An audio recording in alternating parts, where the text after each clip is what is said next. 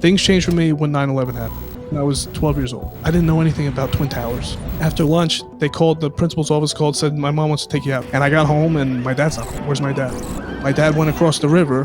Then when he saw the building go down, he dropped to his knees. He said, they're all dead. So he calls my grandfather, who was in retirement for like over a decade at this point. So now my grandfather comes out of retirement. So they let him be in charge of his own unit. He was in charge of my dad and his guys, and spent 2 years going on the pile, talking to guys that are going through the worst tragedies of their life. But he got cancer from being on the pile so much. Within months, he went into the hospital and he was on hospice a couple months later, said goodbye to him in hospice, and that was it. So I just was sitting in the pew and I was looking up and I was like, and it kind of shook me a little bit. I'm like, why do they make this? Who would do this? So it's just started to wiggle me a little bit. And I start reading the passages. I'm like, yeah, my body is a temple. This stuff, I believe it. So now what? How much do I believe it? Do I believe it enough to actually put it in and stand on it?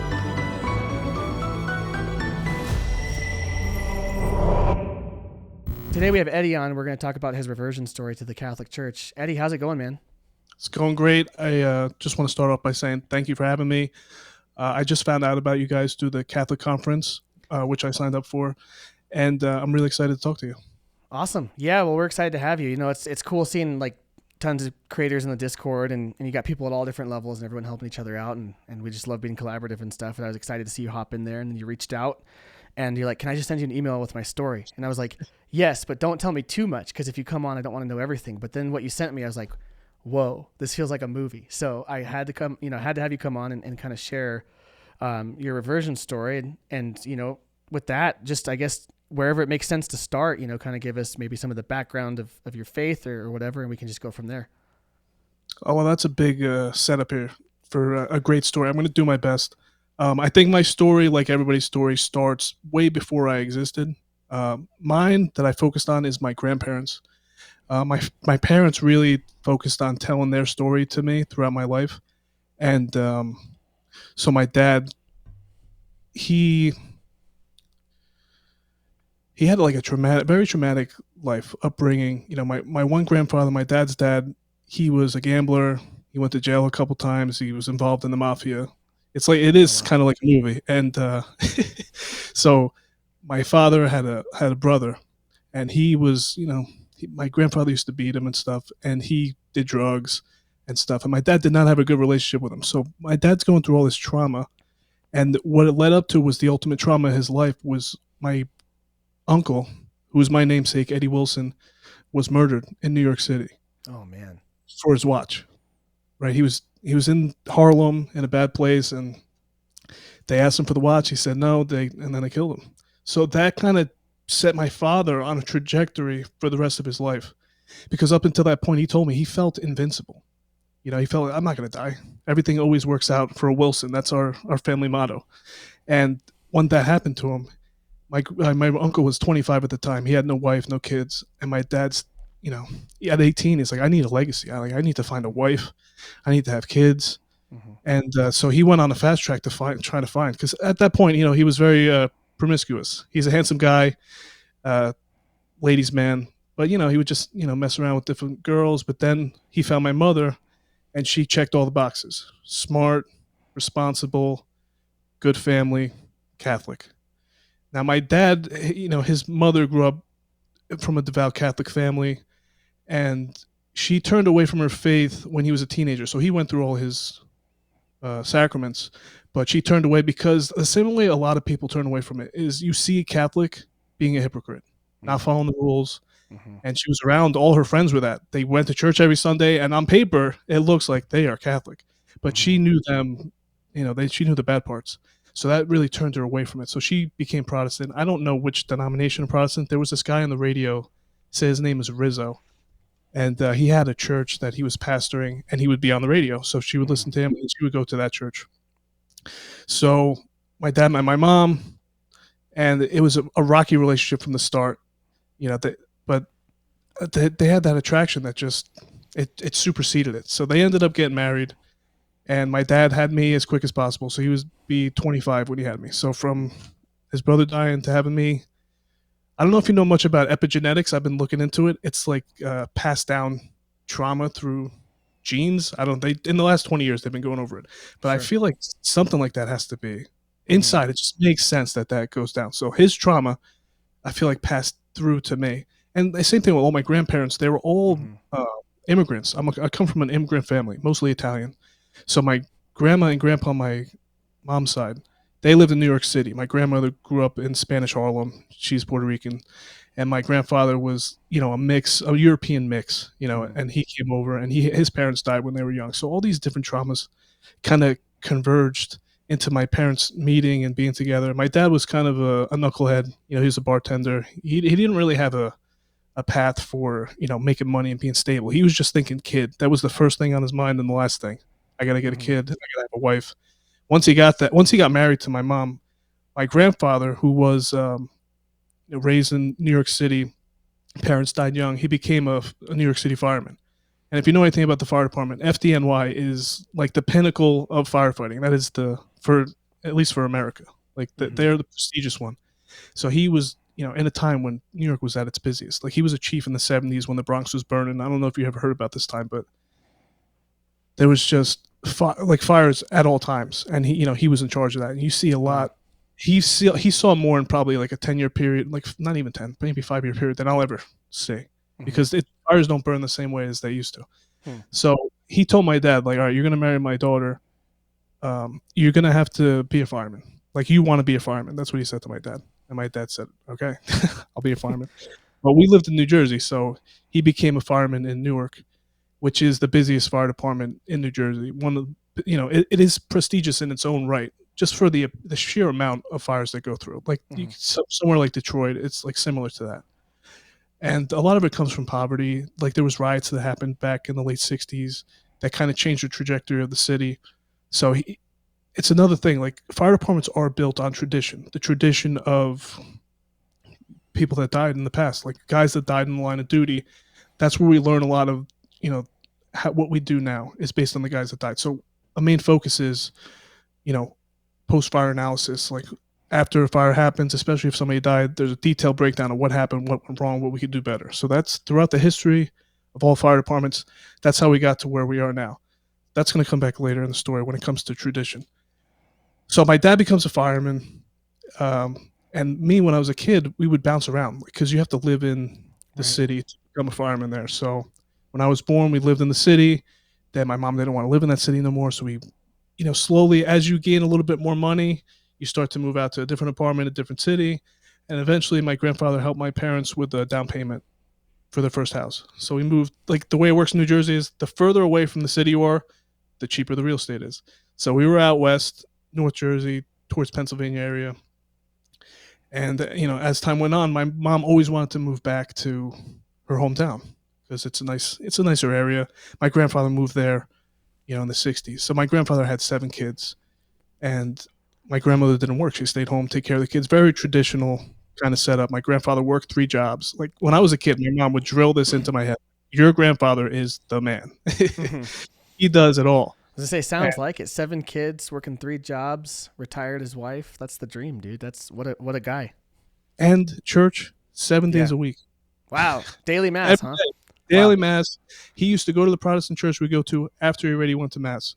Like that Wow. was that was his thing. Like he was devout, didn't curse. He was the straight and narrow. So that he was that's the guy. She used to talk about my grandfather like he's the guy. She didn't talk about my dad like that because my dad didn't do that. My dad, Mm. he was more Protestant, and he didn't think church was absolutely necessary. He didn't come to church with us every Sunday. He'd come to the big ones. If there was Mhm. baptisms or things like that, he'd go to those. But besides that, he had the one-to-one with Jesus, and he still does. When I had my reversion, we had a big, you know how it is. Once you Mhm. start to think, like, once you see all of the homework that has been done by thousands of years, and you lay it out in front of them, they're not prepared for it. First of all, it's like it's unfair. I get to use Saint Augustine, and he gets to use his own brain, and it's Mhm. it's just not a fair fight. So we had the back and forth, about faith alone and all this stuff, and I was saying, Mhm. like, I was just trying to convince him, like, you have to go to church. Like, I don't care if you go to a Protestant church, but according to the Bible, you have to go. Right. So, uh, so let's go back. So when I'm 10, we moved back to my hometown, to where I live now, actually in the exact house that they bought, and we started going back to Catholic church. So I got baptized in the Catholic Church, but then we were bouncing around. My mom went to that Protestant church with the guy on the radio, and I used to be in the basement, and the adults would be upstairs, and I didn't want to be in the basement because when I was a kid, I was a very shy kid. I did not like to talk to strangers. When they said don't talk to strangers, don't even worry about it. I'm not gonna. It wasn't even on my radar. Like do not speak unless spoken to, and that's a tactic I still use to this day. Like if I'm not sure about a situation, I'm not gonna let them know what's my cards that I'm holding. I want to hold on to them. I want to see your cards first because everybody's happy to show their cards, and I'm not even to a fault. So when I was a kid, I definitely didn't say nothing. If nobody talked to me, I don't talk to them, and it's harder to make friends that way. So when I'm up to 10 years old, I didn't have a lot of friends, and especially in that church, we go once a week. I didn't have any friends there. So when I come back, I start to make friends in town, and some of the friends in town, they actually went to the Catholic Church too, and they went to CCD. And I got the fast track to get my communion, get my reconciliation. Now I get the bread. And before I was 10, we used to go to the Catholic Church sometimes, and my cousin was ahead of me, and he used to get the bread, and I used to be like, how come I can't get the bread? I don't understand. Right. Like, it didn't make any sense to me. But now I could get the bread, and I was happy about it. And so now I go to CCD, what is it? Monday nights, you go and you see your friends and stuff. But I was still quiet. I just kind of not pay attention too much. Just kind of like the way I saw CCD, the way I saw school. I hated school from 5 years old. You ask my mom, it was like pulling teeth to get me to do homework in kindergarten, where it was like, all right, the letter's A. Open this magazine and cut out anything that starts with the letter A. And I'd be like, are you kidding me? This is crazy. Why did they have us doing this? Like back then, I didn't do it. And that was my whole school. I did not like school. It was not interesting to me. A lot of churches, that's kind of, I mean, even still, it's kind of the model, right? Where it's like, it's just like more school. And like you said, like a lot of kids don't like school. And it's like, well, now we're making a format of teaching them about the faith that's like the thing they don't like. So then it's not surprising, I guess, when kids are like, this is boring too, Yeah. I mean, it sounds like, I mean, you had some faith background, you had some good examples, but then there was some, like going to Protestant church, having some different faith experiences, having your own kind of life journey and struggles. Like at that time, obviously there's the whole like, oh, I can receive communion now. There's that aspect to it, not feeling left out. But like, would you say you had any sort of, awareness or personal connection to Jesus, or is it mostly just kind of this like thing that we did on Sundays that maybe wasn't relevant to you personally yet? The stability I had was my grandfather. So even when we were going to the Protestant church, we would go to church on Sunday, and then we'd go to my grandparents' house and spend Sunday with them and have dinner with them. And he was my rock. It was really, I was, in a sense, worshiping him, like his life. Like he was so impressive to everybody around me, like to my mom, even still. She does not talk about men that way. There's very few men that she's going to talk up like that. So when she talked up about him, it's like, all right, I really need to pay attention to this guy. And I did. And when we went back to Catholic church, now when I go over his house on Sundays, he said, all right, I'll give you $1 if you could tell me what the gospel was about. So now it incentivized me to start listening. And the priest we had 2 priests. One of them, he used to give like really entertaining sermons. He would tell from his own life experiences, and he'd put little jokes in there. He was like a stand-up comic. Like he was really good at it. And I enjoyed listening to him talk even as a kid. But all the other stuff was just going through the motions. Stand up, sit down. I didn't have the prayers memorized except for the Lord's Prayer. It was the only one I had memorized. But I go through all the motions. I wasn't really paying attention to what it was. Like the creed, I would just wait till it's over. The singing, I never opened my mouth to sing. And I used to hate shaking hands. I was so socially awkward and social anxiety like that. I was just dreading turning around, shaking people's hands. I just hated it. But as soon as that part was over, I was just so happy. Like, all right, church is over. That's when it really ended. Then the rest is, whatever. So go ahead. So I was sorry. just gonna say, I mean, so you kind of have this like background experience, and it's some of it's relevant. You have a good example in your grandpa, and then at some point, I mean, did that kind of curtail off, or like obviously you had sort of a falling away? Maybe kind of tell us about that part. Like what led to that, and then what was that phase of your life like? All right, so one more. This is the last thing. So yeah. Not only would he pay me to memorize the gospel, he would always pray before meals, and he would always read us a parable after dinner. And he'd go through all the parables, and then we would talk about it. And this is relevant because there was one parable that it didn't make sense to me at the time, which was the prodigal son. I just couldn't understand it from, like, obviously I get the prodigal son's perspective, and I get the father's perspective. But the other son, I just couldn't make sense of, he's right. Like, I didn't do anything wrong. I was here the whole time, Hmm. and where's my feast? As a kid, I just couldn't understand that part because that's the son that I was. I didn't do bad things when I was, you know, preteen. I did what Hmm. my mom said. She was very dominant, and she did a lot of stuff for me, maybe too much for me, and Hmm. it kind of I was more of a child for longer than I should have been. Things changed for me when 9/11 happened. When 9/11 happened, I was 12 years old, and I didn't know anything about Twin Towers. The only thing I knew about the Twin Towers is I watched my mom used to watch Friends, and the cutaways in between scenes, one of them would be the Twin Towers. Yep. And that was the only thing I knew about them. I knew that there were two tall buildings that were on Friends. So when this is happening, after lunch, the principal's office called, said, my mom wants to take you out because they were taking kids out of school that day. Hmm. People didn't know what was going on. And I got home and my dad's not home. Where's my dad? My dad went across the river to help out. Hmm. He in the morning, my mom's listening to Howard Stern, and she said, my dad's outside working, and she calls him and said, hey, they just hit the Twin Towers. So he watches the other plane go into the building, and right at that point, he's been studying to be captain, and he knows it's a terrorist attack, and he's just watching. He's glued to the TV, and he's just saying to himself, I am Wow. glad that I am not there. I am glad that I don't have to go to that fire Hmm. because he knows what a tough day it's going to be to put that fire out. Like, he wasn't thinking about buildings collapsing. He's like, to put that fire out, it's going to take the whole city to put that fire out. Hmm. Then when he saw the building go down, he dropped to his knees. He said, they're all dead. All Hmm. those people are dead. And it crushed him. So he called his firehouse. He said, what are we doing? What's going on here? And they're like, you got to get down here. We're trying to get a group of guys together. We're going to go across the river. Hmm. So he rushed down to the firehouse, got together with the guys, and they're on the phone with the city who's in charge of us. And they said, you're not going. Nobody's going over there. Stay right where you are.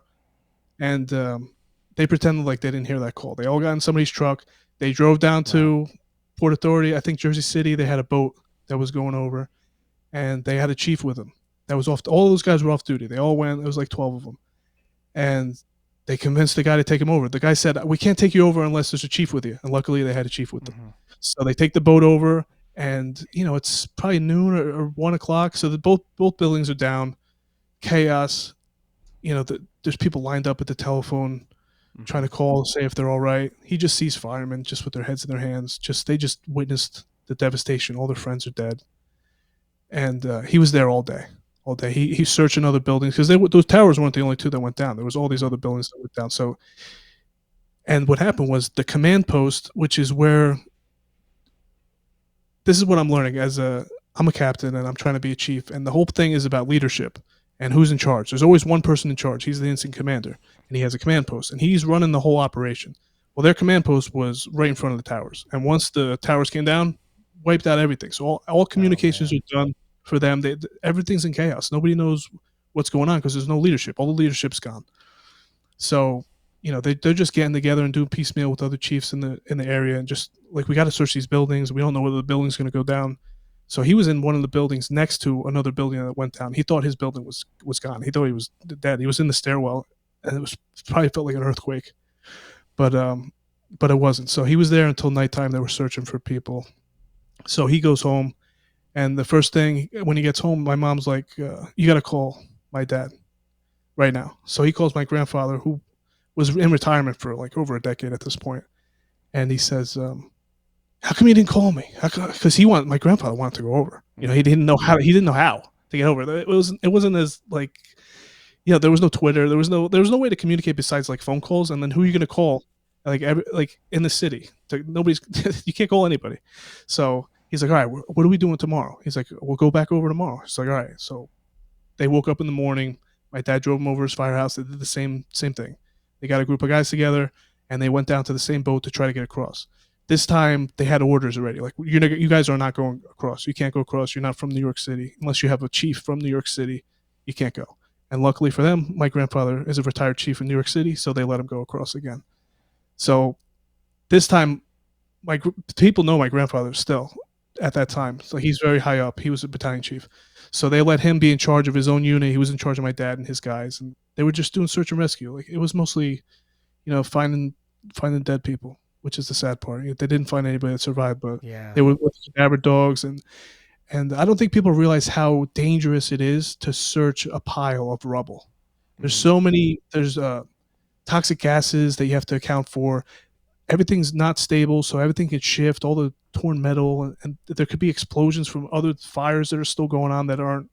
So it's a very dangerous kind of uh, thing to do. And what came from that was a whole search and rescue unit that they came up with afterwards. And same thing with the command. Like the command structure kind of changed to account for incidents like this. Like if we lose everything, so like I was saying before, when big incidents like this happen, we learn a lot from it. Like, and it's this is the hardest way possible to learn how to do this. So when that happened, now I'm a kid and CNN, it used to be on everywhere, Mhm. and it was just on repeat.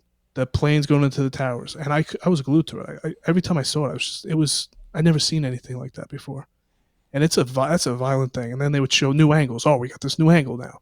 Oh, we Mhm. got this whole video. Oh, we got this person jumping out of the window, a close up of it, and it's just Yeah. that's and I'm connected to that. So now my grandfather comes out of retirement, and before he retired, he was part of the counseling unit because he had I forget he had a bad back or something. He just couldn't be in the field, so he would counsel guys.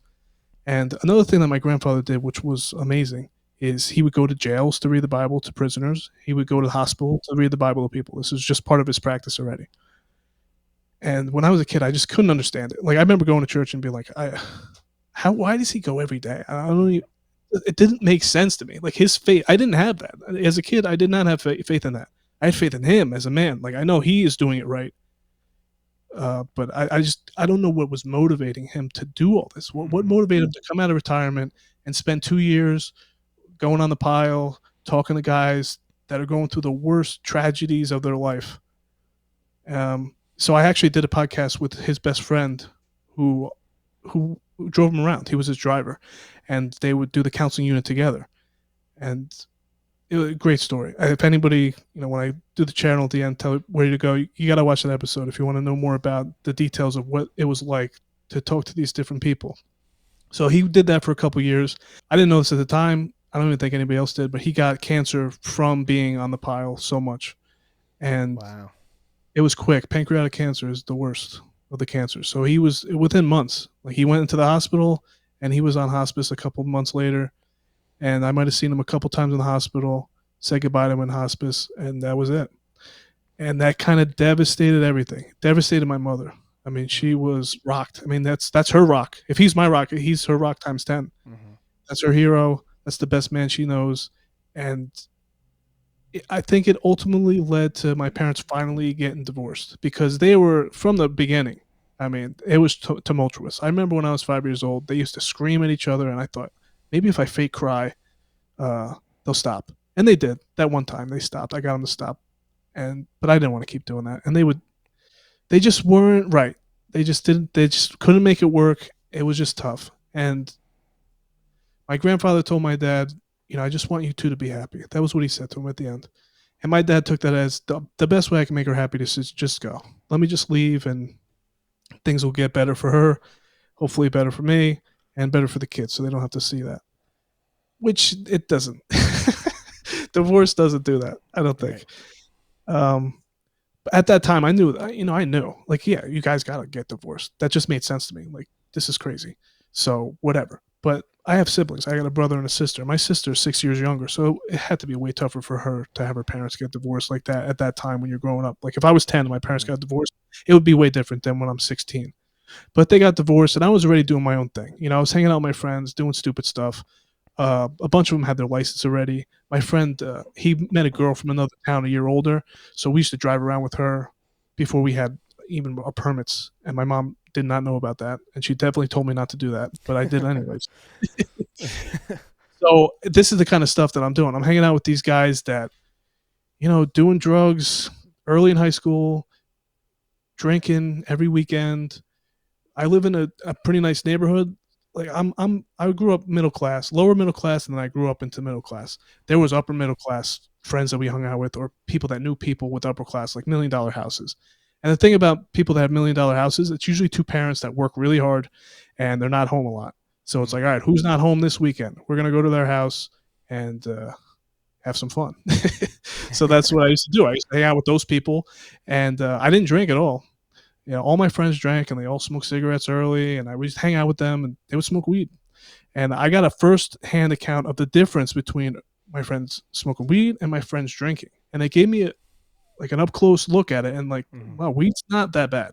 I mean, when they're drunk, I had friends go to the hospital because they drink too much. I never seen them go to hospital when they smoke too much. They just fall asleep. So it kind of, it's, I felt like the adults were lying to me then as a teenager, because this isn't that bad. How come this is illegal and we could drink? That kind of, the kind of, I just did not trust authority at that point. I was just really starting to turn away from it. And when my grandfather died, that was the first big tragedy in my life. Like, up until that point, my life was pretty nerf. And when he died, the floodgates opened. I had no idea how to grieve. I didn't talk to my mom about the feelings that I was having. I didn't talk to anybody about the feelings I was having. I just kind of kept them to myself. I just kind of wrote it out a little bit for the first year. And then another tragedy happened, which is crazy and completely unrelated. Like, when I was a kid, I loved baseball. My dad loved baseball, so I love baseball. So that's all I did. I loved playing baseball, and I tried to. He never made his high school baseball team, so he wanted me to do it. So we used to practice, and I made it. I made it to the varsity at junior year, which isn't that impressive, but it's something. So I made the varsity team, and when we were practicing one day, the coach was hitting the fly balls as high as he could to help us practice, and I lost one in the sun, and it hit me right in the head. It didn't knock me out or anything. It just hurt a lot. I was like, that was embarrassing. Pick the ball up, throw it in. Now it's time to switch tasks that we're doing. We're gonna go hit the balls. But then I started to get foggy, and I started to get this pain in my head that just wasn't going away. I was kind of just like meandering around, and the coaches were like, "Are you all right?" And I was like, I don't know. I was just walking around a little bit, and then slowly the pain started to come. More pain, and I'm like, this is not good. So they had the trainer come down, and he's asking me my symptoms. He's like, all right, let's get up to the trainer's office. And he drives me up there. By the time I get up there, it felt like 2 ice picks going in both sides of my ears. It was the most pain I've ever felt. I've never felt any pain like that again. Screaming. There was all these girls that were like field hockey girls were in the room. They had to get everybody out of the room. Like, I was screaming like a dying animal. And luckily for me, the trainer knew what was happening. I had no idea what was happening. There was not even a mark on my head. Nothing. Wow. But I'm screaming in agony. So the ambulance comes. As soon as I get in the ambulance, I remember throwing up because I did have a concussion. And it was just unbearable pain. I just couldn't believe it. They're driving me to the hospital. They call my mom's down there. She's in the ambulance with me. And then the last thing I remember is I'm in the hospital. They're rolling me down the hallway, cutting my clothes off. I'm like, oh, man, I love that shirt. And then I just go out. I'm out. I wake up. I'm in the ICU. I got my head. Which head am I? I'm all backwards. This part of my head is shaved. See this little C? Yeah. They had to do emergency surgery, and they had me all stapled up. So what happened was an artery burst, or it didn't burst, but it had a leak in it. There was a hole, and it was bleeding into my brain. That was what the pain was. And the doctor said, if you didn't get here 20 minutes sooner, kaput, done. Wow. So I didn't even think I was going to die. Like, it didn't even feel like that. Like, I just woke up, and now, I got this, I'm shaved. They got this things hooked up to suck the blood out of me. They give me painkillers. That first night was horrific. They woke me up every hour the whole night just to make sure. Every hour. They were coming in, waking me up. It was brutal. But they had me on some pretty good drugs, so it wasn't that bad. So this whole, how old was I? 16 when that happened. And my grandfather just died like maybe 8 months earlier. And it didn't feel like a near-death experience to me consciously. I wasn't even thinking about it that way. I thought, oh, that was lucky. But meanwhile, my mom thought I was going to be dead. I was in surgery for hours, She had to call my dad, and they were already divorced. Like, I don't even know if they finalized divorce, but they were already separated at this point. And I remember talking to her in the hospital. I remember saying, "Ma, please don't get remarried." I don't know why I said it. I said, please don't do that.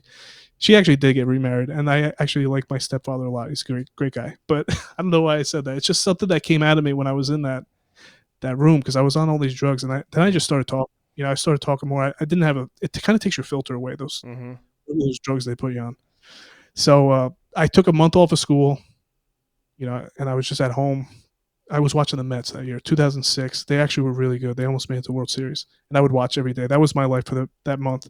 Then when I came back to school, They actually let me wear a hat because my scar looked crazy. Mm. It looked wild. Um, and I didn't play baseball for the rest of that year, obviously. But they said everything's going to be fine. You're going to be normal. After this all heals up, you should be good. So summertime comes around, and the coach wants me to play fall ball, and I wanted to just hang out with my friends. I was kind of over it at that point Mm-hmm. for baseball. I'm like, baseball season's for baseball season. I don't feel like doing extra. I just had this thing happen. I'm just not even interested. So I hung out with my friends all summer, and we'd stay up until 3 in the morning. I used to drive them to the diner. I was the designated driver, and I would drive us at 3 in the morning. They would get high, and we would all eat cheeseburgers, and we giggle, and then we'd come home and we'd go to bed at like 4 or 5 in the morning. Wake up at 1, and a lot of the summer was spent doing that kind of stuff. Thank God we didn't get caught. Mm-hmm. Guilty by association. But that was the kind of stuff I was doing. And then we would have these deep philosophical talks, because that's what happens when people get high, is they start to think outside Yeah. of the box. Yeah. And but this is just painting a picture of the kind of people I'm hanging around with. Mm-hmm. Like, yeah, some were Catholic, but they weren't Catholic. They were doing it because I said so. Like, that's my generation. Our generation is because I said so. That's why you do it. Mm-hmm. Don't ask too many questions. Just do it. And that's how we did it, until we start to realize, like, well, I don't trust you as an authority. So how about because I said so? I was ready to be an adult at that point. And then I start when you start to get to junior, senior year, it's like, all right, what am I going to do for the rest of my life? I remember this UTI was they do like automotive, like motorcycles and cars. They came in and gave a presentation. I was like, oh, maybe I'll work on motorcycles for a living. I remember telling my mom this. I can make 50 grand a year. And she's like, are you crazy? That is not what you're going to do. It's not enough. Like, she knows what it takes. Like, you want to get married, raise a family, and be a motorcycle. You don't know anything about motorcycles. You never even drove a dirt bike. So I didn't do that. But I actually, senior year, I went to like a technical school for the morning to work on cars, to see and make sure. And she was right. I hate cars. I hate working on them. There's nothing intriguing about it. So I was like, all right, we need plan B. What's plan B? And I got to see my dad's schedule, which is you work 24 hours and then you're off 3 days. You work 24 hours, then you're off 3 days. Great. Schedule, pension, benefits. They make pretty good money. I guess I'll do that. Be a fireman. I still didn't even know what I was signing up for to be a fireman. I didn't know what he did at 9/11. He didn't tell me any of that stuff. I just know that they were firemen and they worked in, the bad parts of the city, and that's where most of the fires are. Cool. I guess I'll do that.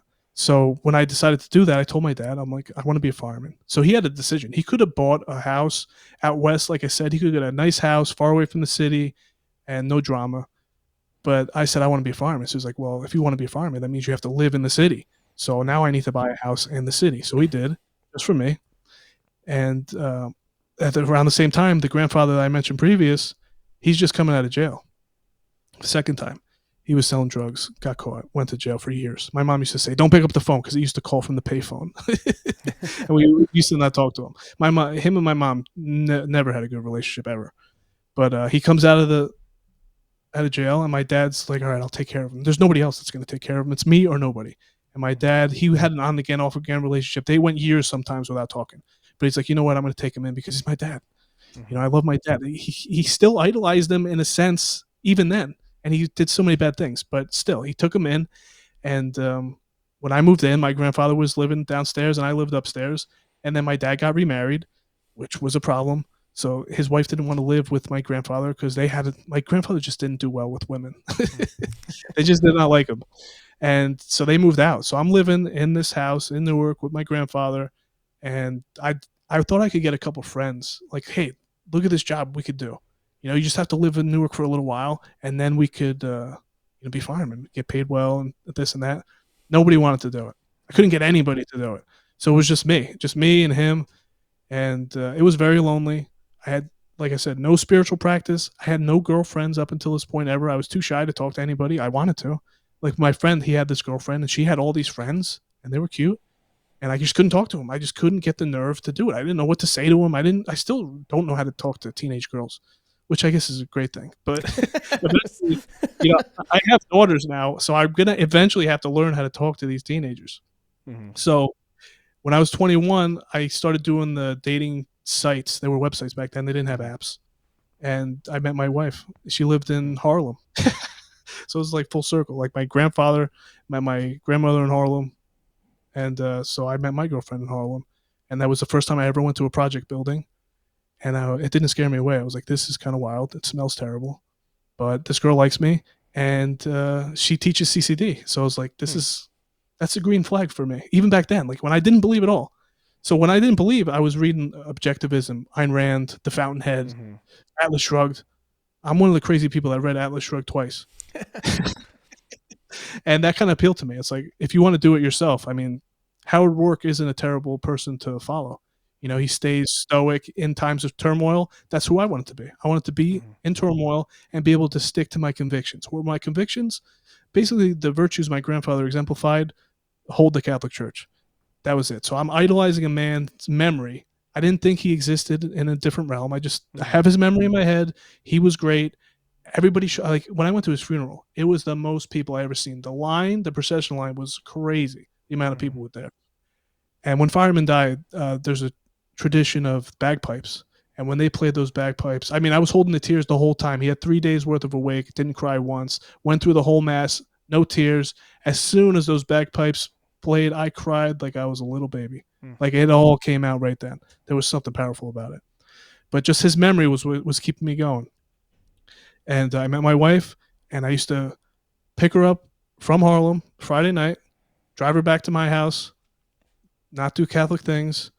Then I would drive her back Sunday morning. We did that for months. And at this time, I was training to take the test, not the captain's test, the fire test. So it's a written test. Then 6 months later, you take a physical test. So I was getting in shape. You know, they had this obstacle course that you could practice on because that's what it is. It's an obstacle course. You got to do it as fast as you can against the other people. It's all competition. You got to get the best written score combined with your best physical score, and then the list comes out. And they put veterans at the top of the list, which is good. But, you know, that puts me, I wasn't a veteran. So you have to do even better. You have to do perfect. So I did a good score. I was in great shape back then when I was 21. And once that was over, then I was like, all right, I like my wife a lot. And let's just move in. Do you want to move in? My dad had no problem with it. My mom had a humongous problem with it. She kind of cut me off at that point. She was still paying like my car insurance and stuff and my cell phone. She's like, I'm cutting you off. If you're doing this, this is not okay. I do not approve of this. And I said, all right, good. I'll pay. I don't care. I like this girl too much. Like that's where she was my foundation now. This relationship with my wife is my everything now because there's no God. When there's no God, you find these different things to fill it. And that's what it was. My relationship with her was my stability. And she toughed it out with me. You know, we lived in this house. It wasn't well maintained. The house my dad had a leak in the roof. The heat would go out all the time. But we lived there for years until I finally made it on. And it felt like forever. Like I took the test in 2010 and I got on the department 2013. So that 3-year period, there was a lot of uncertainty. Like, what if this doesn't work out? Like I didn't have backup plans.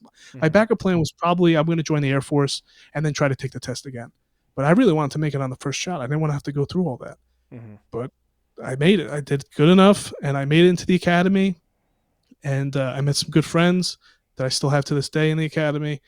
And when you get there, you find out what firefighting is. You know, they show you what it is. You know, like people dying, like they show that to you. Like this is what could happen to you in this scenario. This could happen. This is what has happened to these guys. Look at this. We don't want this to happen to you, so now you have to know this. So they give you this big book to study. And I used to read it out loud. You go chapter by chapter. I used to read it out loud so I would have it memorized. Like not memorized, but I learn better when I read out loud. So that's what I started doing. I started to study. I started to take it serious. Like I never have. I never studied for anything, but now I have to study because I could die. So that's a good motivator for me. And my dad was always, you know, pressing me. So once I got out of the academy, then you get into the real firefighting. And the thing of firefighting is you're not really a firefighter until you actually get a fire. You could read about it all you want, but up until you actually get in there and do it, you're not doing it. So, you know, I'm young and hungry, and I just wanted to come in. I want that first one to come in to show myself and to show the other people, like, I'm competent. I deserve to be here. And I was one of the youngest guys in the academy. Like sometimes guys, usually 27 to 30 is the average for somebody coming on. I was 23, just turned 24. So I got my first good fire because they just have us bouncing around. You don't go to a designated company. You just fill in. So I go to the busiest part of the city, the firehouse my dad worked in, and we got a fire one night, and I just did what they said. I grabbed the line. I stood in front of the door. I'm waiting for them.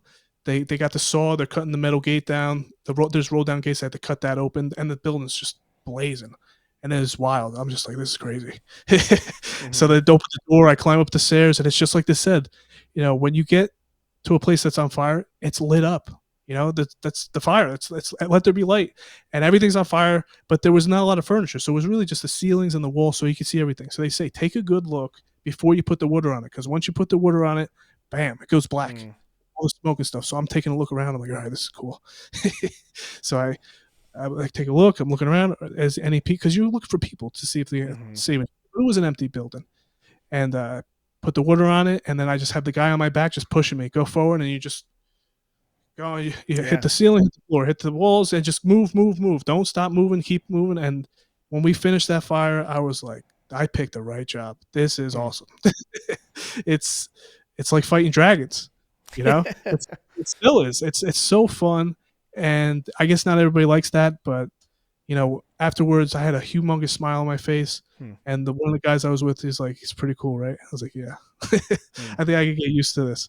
So that's what I did. I mean, I moved back in with my mom after I was allowed to, and me and my wife got married, not in the church, but then she got pregnant a year later, and then that was it. I'm focused on family. I'm focused on being a good fireman, and jujitsu. That's another thing. That was Hmm. after I stopped high school. I was done with baseball. I watched Ultimate Fighting with my friends. We used to wrestle around. Mm-hmm. We didn't know what we were doing, so we joined a gym when I turned 18. So I didn't need mommy to sign a waiver, and that's what I did. I did jujitsu, firefighting, family Hmm. for 10 years before things start to feel like you start to hit all these check mark boxes. Checking all the Mm-hmm. boxes off the list. I bought a house. I had a kid. I had another kid.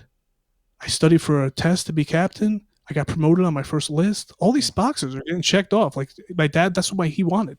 That's what my grandfather would want. He wanted me to be captain. And I Mm-hmm. did it. I came out at the top of the list. It's another thing. You have to take a written test and then you take an oral test. And your scores are up against everybody else's scores. 200 guys take the test. Maybe the top 30 to 40 guys make it to captain. I was number 3. So I really put the work in. And that's kind of the reason I did podcasting, is because I read all my material into the computer. I watched myself back. I edited it. By the time I was done studying, I'm like, I have a kind of a little bit of a talent here. So what are we doing with this? Mm-hmm. So that's why I started doing podcasts. I started listening to podcasts in 2015, just obsessively. I mean, I listen to every episode of Joe Rogan I can get my hands on, because he was Ultimate Fighting Championship. Mm-hmm. I used to watch stand up, so I love stand up comedy. I love jujitsu, and he's the first guy that I'm listening to talk about jujitsu, and it feels like he's talking about my life, like all the things that you go through. It's the same thing with Catholicism. It's you start at a certain point, and people kind of go down a similar path. It's the same thing with jujitsu, and it gave me discipline, and it gives you instant feedback. Like if you want to know, if I want to know if I'm tougher than you, let's go. Let's wrestle right here. We can go 100%, and we're not going to hurt each other. It's not like getting punched in the face. Let's just wrestle it out and see how good you are. And I found the teacher that I thought was the best. I still think he's the best at teaching. Like technically, I love the mental aspect of it, because there's a lot of intelligence involved. It's like chess. Jiu-jitsu is like chess with cardio, and that's what it is. So you can, if you know stuff that the other person doesn't, you could win based on that. And if you do your homework, you could do. Like, a lot of people are lazy. They don't want to do their homework. They don't want to take videos of themselves and watch it back and stuff like that. So I love doing that. Like I'll watch myself over and over again, You make because me I want think to that. try it.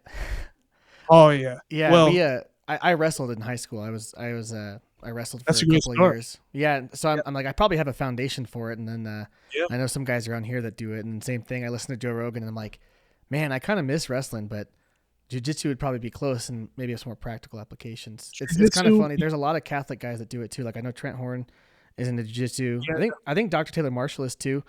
Um, but yeah, that's cool. I mean, it sounds like up to this point you had your whole like from like an outside kind of maybe more just like classic American perspective. You had everything going for you. You have this rich family history. You have some figures to look up to. You have a good career that's really meaningful. That you're excited about. You're progressing in. You have a wife. You have a house, kids. Like everything is going right. What from there? Like what's the next point in the story where, I mean, most people that maybe don't have an awareness of like the necessity of faith, or have that like kind of existential moment, like that sounds like the perfect life, and like nothing's missing. And it sounds like maybe even in that point you kind of felt that way. But when did you realize that there had to be something more? What happened? when COVID happened, a lot of stuff changed. Hmm. COVID, it kind of woke everybody out of a slumber. Mm. Like, I feel like everybody was kinda going through the motions of things, and then Mhm. when the government shut everybody down, I wasn't shut down. My life didn't change in that way. Like, I Mhm. still had to go to work. You Essential. know? Yeah.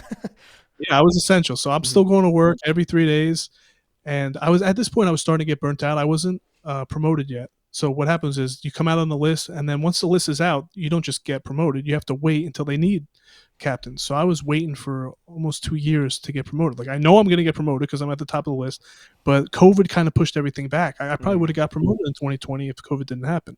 But once that happened, it kinda shut everything down. So what happened Mhm. was I didn't feel like being in the field right now. Like, I worked at the busiest firehouse, and I was like, "I could use a break." Mm. So I asked, one of my friends was in the academy helping teach the new recruits that came on. They came on right before COVID happened, and then their whole world got messed up because, Mhm. we can't do this right now as regular because we have to get COVID under control. We have to spray everything down, and, Mm. it was wild. So once they got back into the academy, it was like summertime of 2020, and, I knew the chief that was in charge of the academy. He said, "Yeah, yeah, we could use extra help." So I went to the academy, and I helped train these guys to be firemen, and I would just help out in any way I can. Sometimes I would do a presentation, but not often. I'm not great at presenting. It was more the hands-on stuff. Like, first half of the day, they would go through book stuff, they would take tests, and the second half of the day, they would do drills like putting up ladders and stretching hose lines and that stuff. So I would help. If they had to use the saw, like one of the things was we teach them how to cut holes because one of the things that I was good at, I was on the ladder, is you cut holes in the roof for ventilation. So if the house is on fire, especially the top floor, the best way to ventilate is to put a hole in the roof because you want it to go up and out instead Mm. of out to the side. Mhm. So, that was one of the things that I would do, and I really enjoyed it. And I there was 30 guys in the class, and I made it a point to try to memorize their names and get to know them. And I would sit and talk with them, and it was just really like relaxing. And one of the things that happened is towards the end, we have to get ready for graduation, and they want Mhm. them to march in a certain order, and they want it to look nice. Mhm. And we have a beautiful cathedral in Newark, and, I remember rehearsing in there, and I remember just they had to do it. I didn't have to do anything. I just had to show up that day and whatever and just watch. Mhm. So I just was sitting in the pew, and I was looking up, and I was like, "Whoa, this is crazy. Like, this is Mm. beautiful here." And it kinda shook me a little bit. I'm like, "Why do they make this? Why do they put so much work and effort into this? This is crazy. Mhm. Like, who would do this?" So it's just started to wiggle me a little bit, and my kids, I was thinking about my children. And I used to be really worried. Like, I wasn't worried about firefighting because at this point I was starting to get some experience under my belt. I was worried about my family at home. Like, what if my house catches on fire and I'm not there? What if my wife needs me? What if something Mm. happens to the kids? And I would have this supreme anxiety. Mm. I didn't know how to go. I didn't know how to get rid of it. I would just think. I would just sit. I would try to get sleep. And I just couldn't sleep. I would just be up all night at the firehouse, just thinking about my family and the worst possible things that could happen. Just Mhm. catastrophizing things that I had no control over.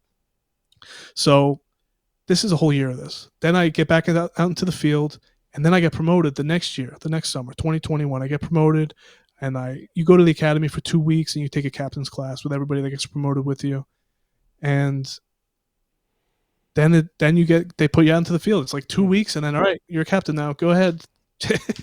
So that's when I started to get more anxiety because wow, I got a lot of responsibility. It's Mm. the same thing. Like what did I sign up for here?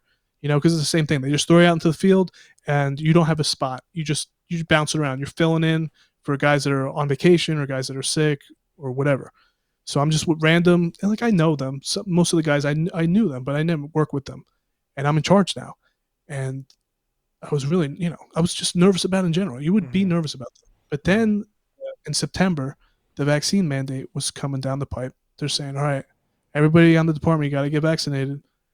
And Mhm. at this point, I watched Joe Rogan. Mhm. He had a lot of stuff about the vaccine and all these things, and I already don't trust authority, and I was just not about it. Mhm. I was telling people before, like, no, and push was coming to shove, where it's like, all right, well, you have to get it, or else. So they said the religious exemption is an option.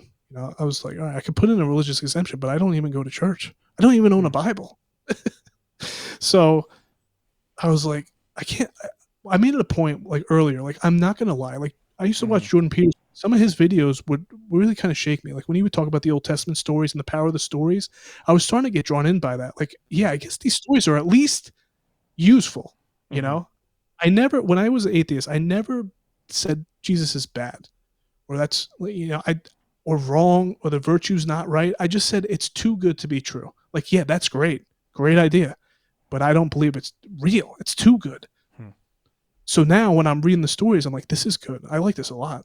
I mean, the God, I don't know, could be, couldn't be. It was like I was shifting away from atheism to, I don't know, maybe, but whatever. The stories are good. I'm going to make use of the stories, take the stories. So now Jordan Peterson says, don't lie. And I like that. I'm going to try not to lie anymore. No more lying. So if I'm going to put in religious exemption, but I don't actually believe, that's a lie. I don't want to do that. So I'm like, all right, let me take a look at the words. Like, because you can go in, all right, religious exemptions. Show me some examples. What passages are most used for the religious exemption? And I start reading the passages. I'm like, yeah, my body is a temple. I do believe this. This stuff, I believe it. So now what?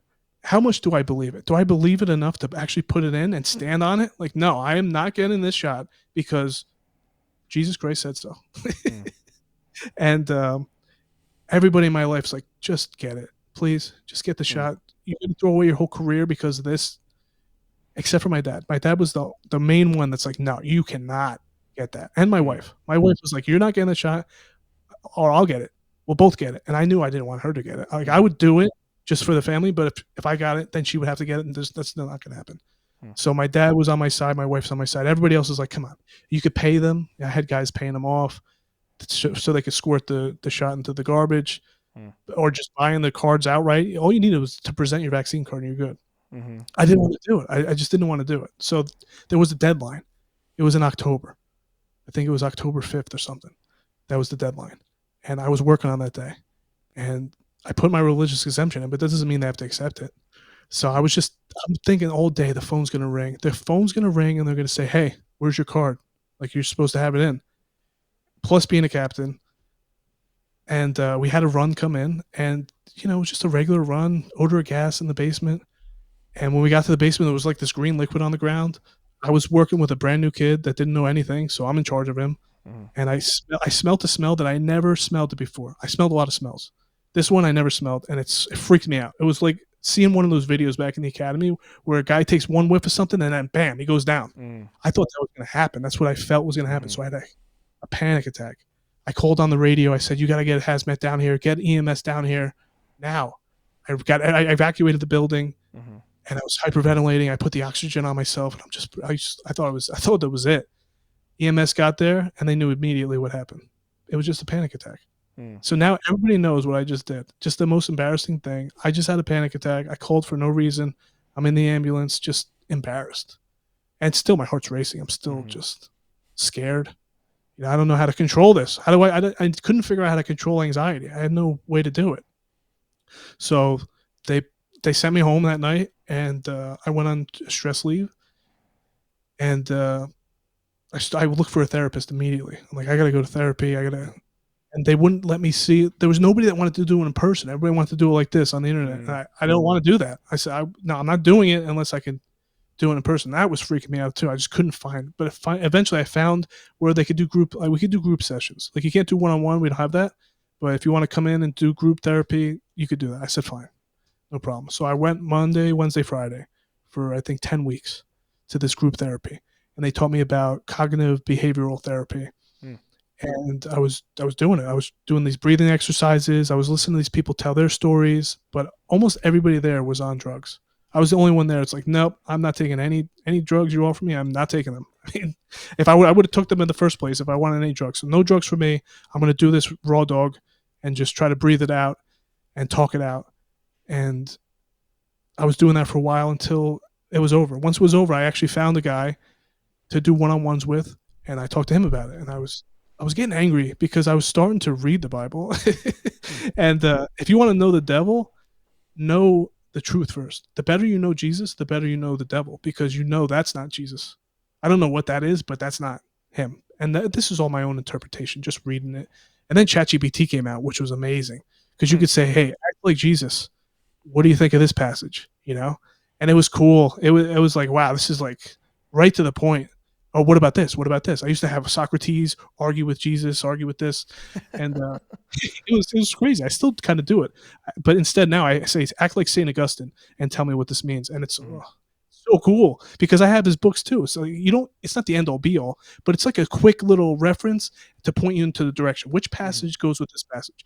Act like an expert on the catechism and tell me which Bible verse goes with this. And I just bounce them off each other back and forth. But back then I was just like, I was into Stoicism. And I liked Epictetus a lot. I love Epictetus. And I was reading his book. And he is kind of the foundation of CBT therapy, like controlling your emotions. Yep. And he was awesome. I was reading his story and I was like, I want to be like that guy. And then I started asking questions like, well, what's the difference between Epictetus and Jesus? Where do you differ? And the big difference is Epictetus' main goal is wisdom. Jesus' main goal, love. So I was thinking, I'm like, well, I think I'd rather have love than wisdom, you know? So this is kind of the things that were pushing me towards Christ. I was just slowly moving towards him because I still had the anxiety, but I had these breathing techniques that kind of worked, but it still wasn't doing the full thing. So that's when I started to read more about Jesus. And then I started going to the old passages. And then I had a major breakthrough. Well, the major breakthrough I had was with the prodigal son. I was like, I need to understand this story. Let me go back to this story and see if I could figure out what it means. Because now I've been the prodigal son. I mean, I went all the way away. I went as far away from the church as you can go. And I actually read Hilaire Belloc recently, and he was saying that's actually a great thing to do, is to run all the way away and get a wide view of what it looks like from far away. Sometimes you're like standing right outside of it. You can't get the full picture. So if you walk all the way away, you could take a look at it. And if you give it a charitable look from that distance, I mean, the things start to make sense. And then you start walking back towards, I started trouncing back towards the church, reading these passages, and I started going back to church. And the only reason I went back to the Catholic Church is because that's the church I grew up in. That's where my grandfather went. So obviously I'm just going to go back to that one and we'll go through the motions. And that's what I started doing. I started going through the motions. My third daughter was born. I got her baptized. And I told my friends about it. I was ecstatic about it. I was reading the Bible a lot, loving it. And I was telling my one friend, I'm like, yeah, I'm going to go back to church. He's like, which church? Catholic church. He's like, you don't want to do that. That's stupid. They're, Horror Babylon, all that stuff. Like he was the anti-Catholic type of Protestants. And I was like, no, I'll go back to this one. I think it's fine. I'm like, I'm not telling you your church is bad. Don't tell me my church is bad. Let me go there and take a look. And then I started reading about apostolic succession. And I typed in ChatGPT. I said, all right, what was the early church like? Who was the people directly, like Revelation, done. Who was the apostles afterwards? Not the apostles. Who's in charge of the church afterwards? Mm-hmm. They sent me St. Ignatius. ChatGPT told me to read him. So I'm like, all right, St. Ignatius, never heard of him. Start reading it. And I mean, it's cut and dry. He says the words, the Catholic Church. He says, if you don't have the Eucharist, this and that. I'm like, well, sold. No other, nothing else necessary. Mary, I don't need to hear about the Pope. I don't need to hear about any of it. I'm in. I'm back to church. So then I was just back. I was, taking the Eucharist, not saying the words, not singing, But eventually I got into the catechism. And once you open up the catechism with charity, I mean, all the pieces click right into place. And then I asked my mom, I said, did my grandfather go to confession? And she's like, yeah, regularly. And I was like, oh, that means I got to go back. I hadn't been to confession since I made my confirmation, which I did basically with my fingers tied behind my back. I mean, crossed. I didn't take it serious. Now I got to take it serious. So then I sent the priest a message. I said, listen, can we sit down like one-on-one? Like, I don't want to just go to the regular 5-minute one. Can we sit down and I want to talk afterwards? I got stuff to say. So we did the thing. I cried like a baby. My first confession, I cried. I did so much bad stuff. I told him everything. Then he talked to me for 2 hours. 2 hours he talked to me after that. Good. It was wonderful. He's wonderful. He's actually younger than me, which is crazy. And he learned from Scott Hahn's son. He took one of those courses. Yeah, and he trained under an exorcist. And I was telling him all the stuff about the devil and all the stuff, all these podcasts I've been learning. I found Matt Fradd. I listened to every episode I could. And that's how I got into this whole Catholic world. I'm listening to every creator that there is. Then I go to this one and that one because that's what I did with Joe Rogan. I would listen to all his episodes, and then I picked the guests that he had recurring that I liked, and then I follow them down the rabbit hole, and then rabbit hole of secularism. I know everything about secularism, all of it, and it's all not good. Yep. Joe Rogan needs more priests on there, and he's actually moving in that direction, which is wonderful. You know, Yeah, Wes it's Huff is a interesting. great, yeah, it's a great move in that direction, but he needs Bishop Barron on. He needs Father Mike Schmitz. One of Mhm. these guys, Trent Horn. You know, he's got the BJJ connection. Jimmy Aiken, please, one of them. They're going to make their way on there. I know it. Mhm. That's Mhm. what our culture needs because you know Joe Rogan's a big cultural catalyst, and podcasts. There, when I found them, like, and I really dove into them, I'm obsessed with them. I listen to way too Mhm. many of them. I listened to a bunch of your podcasts before this because I love it. I love listening to people's story, even if it's not a conversion story. I just want to hear. I Mhm. want to know people that are kind of going through similar stuff that I'm going through. I Well, never had a Catholic. it's Go ahead. interesting, right? I mean, it's like that. I think that that's a common phenomenon, right? Like as you're kind of sharing your story and getting to that part of it where it's like, oh, mine's similar to yours in that regard, where it's like I had a few events in my life occur that triggered an interest of like maybe I should be looking into the Catholic Church, maybe, like something in my life had to open me to it. But then after that, now there's all these resources where you can just like dive into it head first, right? And so it's just an interesting time in that regard, right? Because like you were pre-evangelized by Jordan Peterson, right? That's what like it seems like opened you to okay, maybe these stories are useful at least psychologically. I had a similar experience. I mean, I was an evangelical, but his view of the scriptures was really useful for me in a time when I had a lot of doubt about it. Like I was going through a real dark season, and it's like that kind of opens you to this deeper view of like, okay, well, you can't say that these are meaningless, and then that sets the stage for okay, well, if it's not meaningless but it's actually meaningful and it has an impact, then maybe there's something more to it, and then that opens the stage to like yeah, like listening to Matt Fradd or like all the creators in our Discord, and that leads someone like right down the pipeline. It's insane because that's happening while we're asleep. It's a very unique thing in terms of evangelism, and I think it is shifting the culture, right? Like you mentioned Joe Rogan. Like I remember, yeah, back probably when you started listening to him, and about when I started, and that was just like the intellectual dark web stuff. So it was just like him talking with people that all disagreed because that wasn't happening anymore. So like you'd have Jordan Peterson on, then you'd have Sam Harris on, like wildly different viewpoints. But then everything has kind of shifted over the past 10 years, I think, to where now people are like, maybe this whole Christian worldview that our society is based on wasn't worth throwing out. Like we kind of threw the baby out with the bathwater. And it's an interesting thing to watch how like podcasts are, of all things, podcasts are like helping shift that back. I don't know. It's strange, but I'm here for it. Oh yeah, oh yeah. It's like a direct shot right into your arm. It's like you're cutting out the Mm-hmm. middleman. There's no buffer now. You're getting the direct conversation, especially Joe Rogan. He doesn't even edit his episodes. You're getting it Right. his conversation. You're sitting in the room with them and you're listening to how he would talk to somebody. And that's something I've always been drawn to. Like, yeah, I hung out with Mm-hmm. these knuckleheads, but one of the reasons I did is because they're authentic. They're not hiding Mm-hmm. anything.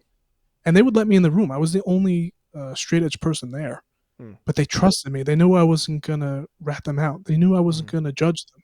You know, I was there for the fun. Let's have some fun. I know you guys are just joking around. You know, maybe you take it a little too far. This is dangerous. That's what I liked. I like the danger of it. I mean, that's kind of why I like firefighting. Mm-hmm. It is. I think it's something in my family. I guess courage is contagious, in Mm-hmm. my opinion. So when you're around courageous people, when you're raised by courageous people, I don't think you can help it. I mean, you could turn away from it for sure, but I leaned into it. I mean, Yeah. that's why I've been studying to be chief. I wanted that responsibility, and I bought a Love and Responsibility by Pope John Paul, and Mm. he says that they're inextricably linked. Like you can't have love if you don't bring some responsibility to the table. So Mm-hmm. I'm trying to take on as much responsibility as possible, which kind of helped break me. I gave me a panic attack because I was doing it by myself. Mm. Now when I have God with me, I got the Holy Spirit with me. I didn't have a Bible like I told you, so I asked my dad. I said, "Hey," because my grandmother got Alzheimer's and she died 2017. And that was a tough process to watch. She was my sweet angel. She was the Mm. sweetest. She used to give me hugs and kisses. She taught me how to do physical affection. She told my dad that. I do that with my daughters. I love physical affection, and she would always do that, give me kisses. And he had an extra one of her Bibles, Mm. and she used to highlight her Bibles. So he sent me this Bible, and I start reading through it, and I'm looking like just randomly to spots that I would like, and then I see her highlights, and I'm trying to think. It feels like she's talking to me through that Mm. book. I remember reading that Bible at work once. I just on my knees crying Mm-hmm. because I feel like this deep connection with her. And I would these things like there was a period of like 3 or 4 months when I started to get back into this, and I start reading the Bible. I'm just tears coming down my Mm. face because I feel like I'm talking to my grandparents. Mm-hmm. And my grandfather that was living with me in Newark, he eventually He had to go to assisted living. Him and my dad had a big falling out, and I was the only person on earth talking to him besides his nurses. I was the only one, and I was there on his bedside when he was still alive, but he was unconscious. I remember holding his hand, uh, you know, days before he died. I was the last person, and that kind of stuff shook me too. Hmm. That kind of stuff. Please, I hope there's somebody out there. I hope there's something out there for him. He can't go out like this. This can't be the way. Hmm. You know. So these little traumas. I mean, that's a big trauma. Like I still have my one grandma left. She lives with me, and she's got dementia too. But if you ask her about her communion, she could tell you like it was just yesterday. I remember asking her about it. And asking her Yeah. about my grandfather, and she can remember stuff like before 1950. She can give you a pretty Yeah. clear picture. But it's beautiful to have her because her house was like that was the mecca for me when I was a kid. I wanted to be at her house at all hours of the day. I used to just sleep there by myself, Hmm. and just I love to be there. And she still remembers all the words too. She came to my daughter's first communion, and she's singing the songs, and it's so powerful. Those little Mhm. moments, they give you such encouragement to keep going. We're in the right direction. So that first confirmation that I had, the priest he recommended that I join the Knights. I said, "What can I do? Like I'm so on fire right now. Where can I direct this energy?" And he said, "Join the Knights." And I always thought the Knights were just goofy. I It's just just they were just a, pancakes. Yeah.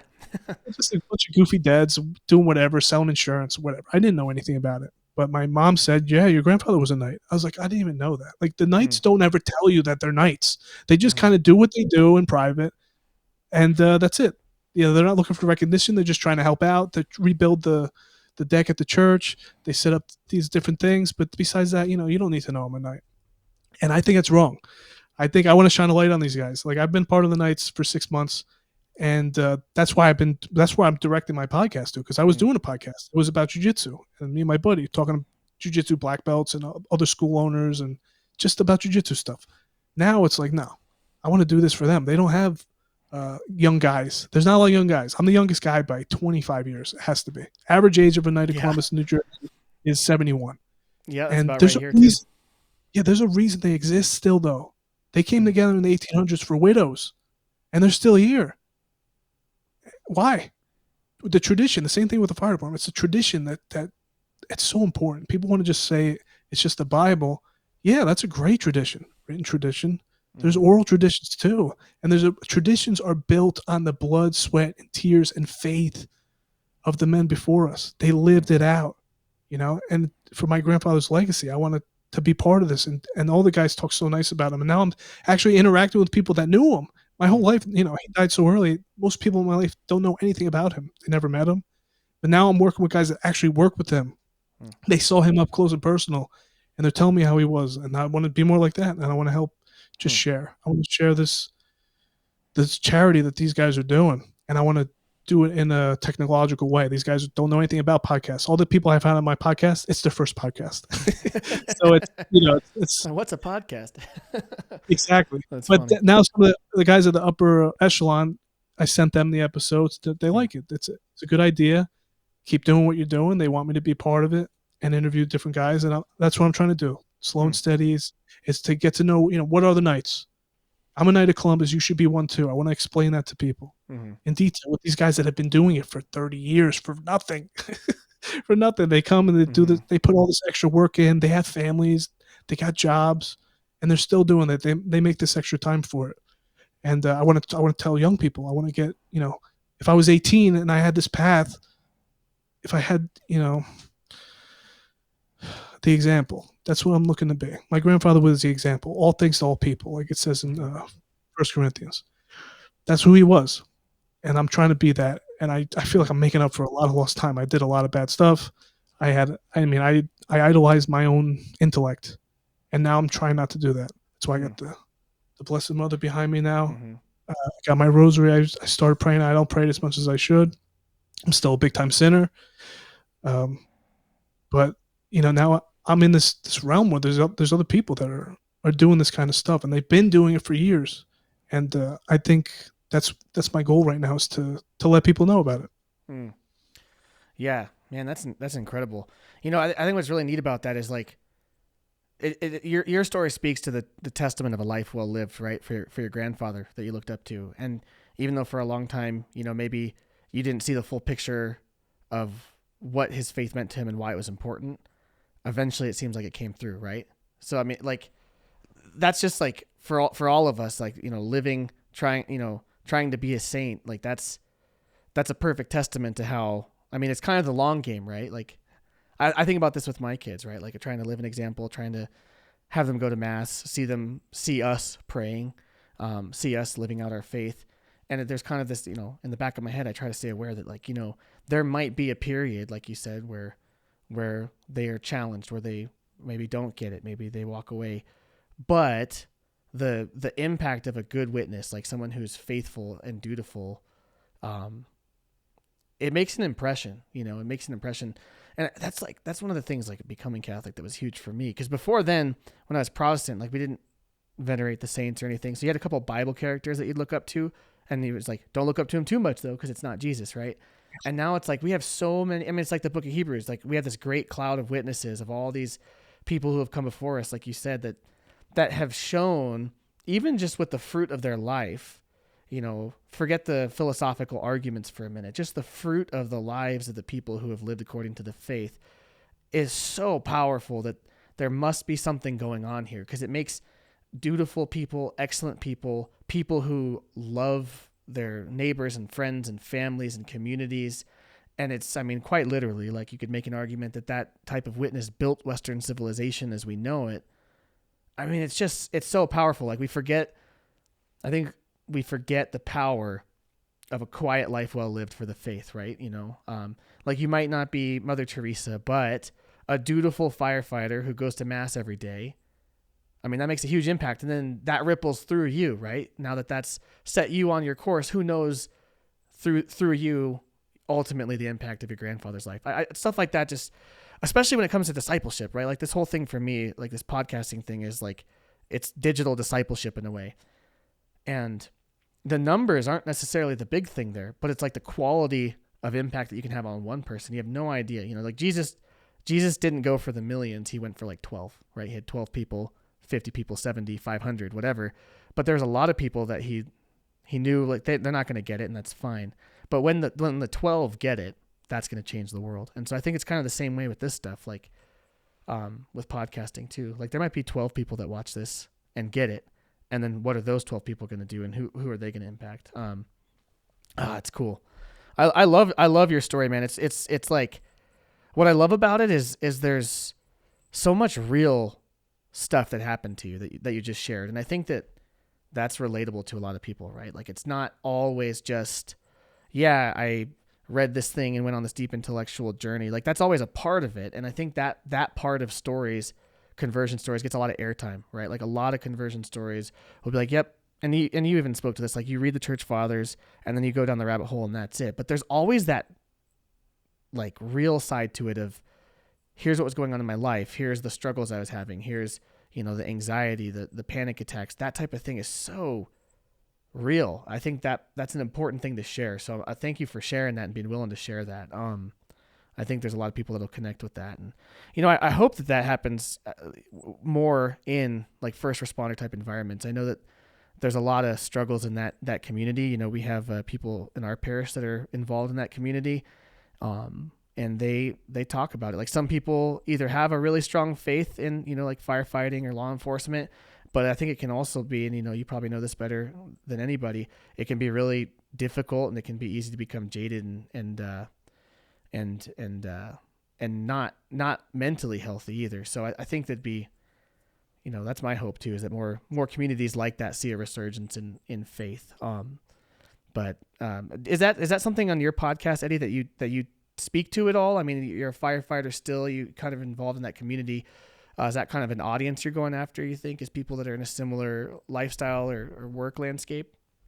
See, that's a tough question, because I've been wrestling with that one since I started my podcast. Like, who is my audience? I always ask myself the question. And at the end of the day, my audience is my grandchildren that don't exist yet. I want to raise children that want to have children. I want to raise them in the faith. And I want to put out because I stepped on a lot of rakes in my life so far, and I'm going to step on many more, and they're going to hit me right in the face. And I want to lay those out, because that's actually what my dad did for me. Me and my dad, like, best friends now. We talk almost every day. He's trying to help me get promoted to chief. And he told me everything. There's no holding back. He said everything Every mistake he's ever made, he's told me. Hmm. And I want to do the same for my children. I want to do the same for people. I'll tell you my mistakes that I made. I may not tell you everything because you're not my kids. Mhm. But I'm still going through it. Like there's Mm. been things after I found my faith in these past, year that have been major traumas. Mm. And now I have something to turn to because when you practice anything, I'll use jujitsu as an example. I drilled this one move 1,000 times with my friend. Like over a week period, we spent 1,000 hours working on this one move, and he would give me resistance a little bit, then a little more, then a little more. We went back and forth. When push comes to shove, when I'm rolling in a tournament against somebody, that move has to work. And you're going to fall back on what you have practiced. So if you have a consistent faith practice, when push comes to shove, don't turn away from the Bible. You have to turn even more into it. And now when I actually do it and you see the fruits of it, like a good tree is going to bear good fruit, then it gives you even more strength. Like the story of the prodigal son, if we go back to that. If the father didn't let the son leave and said, no, you're going to stay, and then the son left, would he have come back? I don't know. Maybe not, because my dad's mad at me. I went against him and did it anyways. Why would he take me back? As opposed to if the father has the courage to let the world take hold of your children. There's going to be a time, and you know it, where the world is going to get a hold of your kids, and maybe one leaves. You have to let them, and you have to just pray that the example that you left is enough. And that's why I cried when I came back, because his example was enough. It was enough. It was always there. That little light. Like, is he an idiot? Was my grandfather like a naive idiot? No, that's impossible. It's not possible for that to have happened.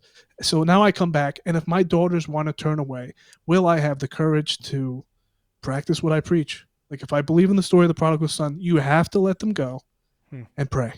And that's all you could do. You pray, and if you teach them their prayers, maybe none of them go. But that's tough. I got 4 daughters. Chances are one of them's going to turn away. One of them's not going to want to go through the Catholic way. And I can't force, because love is not forced. And it's these little things that I have to keep. I want to be around more people like this, because the Catholics that I talk to, the knights that I talk to, a lot of them never turned away. They had more than one example. I had one solid example that was going every day and really living it. I mean, he lived it. Imagine if I had 5 of those. One goes down, then you have one more to turn to. So if I got a bunch of other knights that have gone through similar stuff, like all these guys, when you make the 70s, 80s, you've been through some stuff. You've been through some stuff, and if I lay it out to you, you can give me a perspective that it's impossible for me to have. I can't have an 80-year-old's perspective. So I'm into getting all the generations together. That's one of the things I like about jiu-jitsu. You talk to a lot of different generations. Guys in their 50s down to 8-year-olds are doing jiu-jitsu together. And I love that. Like, we're supposed to be intergenerational. We're supposed to integrate generations. In our society today, it's so easy to isolate and to find your little box of people. And I feel like, especially on the internet, we're not really talking to the 80-year-olds because they're not listening to podcasts. But if we make it easy for them and we make it interesting for them, and to get their story out there, at least, so we could hear their side of the story. Just a regular old person that, lived a Catholic life, just like you said, in the quiet, didn't really tell nobody. I talked to this guy, Jerry, 102-year-old knight. I have a podcast with him. It's just audio. And he told me his story, and his story is more incredible than mine. I mean, he went to World War II. Wow. He has his names written on NASA, on the moon. They put his name on a plaque, and they sent the plaque to the moon. So technically his name's on the moon. Wow. If you want to go hear that story, that's on my episode. But that's what I'm saying. I'm just trying to tell these people that live these lives, a full life. It's not how you start, it's how you finish. That's what drives me crazy about the once saved, always. You don't know how you're going to finish. How could you know? Yeah. Run your race so as to finish it. That's what St. Paul says. Yeah. So that's what I'm saying. All these passages, you can pull them up all you want, but did you live it? Show me an example. You live in that. So that's what I'm trying to do. I want to live the example. Like, yeah, we could talk about it, but have you fought the fire? Like, have you actually been inside the building when it's burning? Has all the building been on fire? Did you put the ladder up and save the guy when it counts, or did you just pull a dummy out the window? Because it doesn't count until you actually do it. So that's what we have to do is encourage each other to live it. And we're going to fall off. Even Peter fell off. He did it wrong, and then he gets corrected. Even Peter can get corrected. I can get corrected. And we need to take the correction well. That's the sign of a wise person. I forget which Proverbs one it is, but I want to do better at memorizing the passages too. That does help. Yeah. Yeah, man, I completely agree. You know, and the more that especially anyone creating Catholic content can do that and help foster that witness, share those stories. I mean, you and I both are examples of the fruit that can have, and the content you and I are making. Like, who knows how many more people will have that moment because of maybe something someone said on one of our podcasts. Yeah, I'm really interested in some of those episodes you mentioned on your show. Maybe just for everyone watching, just as we kind of wrap up, just tell them what's your channel name. I'll put it down in the description, but what's your channel name and maybe what's something you have coming up here soon. It's nice and easy. My name's Eddie Wilson. My channel, The Eddie Wilson Channel. So if you want to check that out, I actually have an episode I'm recording tomorrow with our Knights. They support seminarians, and we support 3. So I did episodes with 2 out of the 3. So I got the 3rd one coming tomorrow. He's just going to share his journey, what brought him to the seminary, and if we could pray for all these seminarians that they make it. Not all the seminarians that join make it to the end, but we need more priests, and we need good priests more now than ever. So that's that's the best way that I could support besides actually giving them money and stuff. Yeah, that's amazing. So make sure you head over to Eddie's channel and hit subscribe. And then I think Eddie, you had a prayer for us at the end that you wanted to do. Yeah, so a lot of the episodes that I do, they're usually based on a passage. I go into it with whoever the guest is, whatever the topic is. So for Jerry, one of the topics was, his topic was like justice. Like, is it ever justified for war? And St. Augustine has the just war theory. Mm. So the centurion servant was the passage that we did, and then I said a prayer at the end. So I wrote a little prayer for this episode, and I'm going to say right now. So in the name of the Father, Son, Holy Spirit, amen. Heavenly Father, I thank you for this opportunity to share my journey today and for the gift of conversion and conversation that allows us to speak your truth into the lives of others. Thank you for the struggles that have shaped me, for the grace that has carried me, and for the brotherhood that has strengthened me. I pray that something in this discussion reaches the hearts of those who need to hear it most. Lord, may your truth be a light to all who seek it, and may we, as Catholic men, live boldly in service to you, our families, and our communities. We entrust this conversation, this mission, and all who listen into your hands. In Jesus' name we pray. Amen. Amen. Beautiful. Well, awesome. Everyone, make sure you go check out Eddie's channel and make sure you like and subscribe and share our content, maybe to someone who you think would benefit from this episode. As always, you can check out our other stuff on drewthecatholic.locals.com, and we'll see you guys next time on Drew the Catholic. Thanks, Eddie.